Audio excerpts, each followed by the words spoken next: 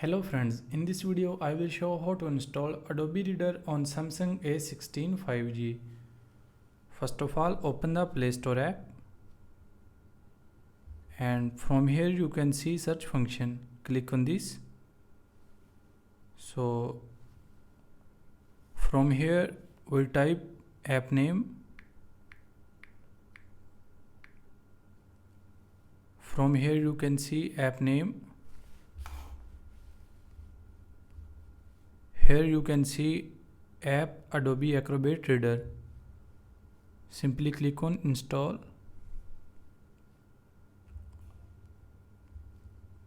From here you can see installation is start. After this installation you can open this app. By applying this method you can easily install Adobe Reader on Samsung A16 5G. Hope so you like this video. Thanks for watching.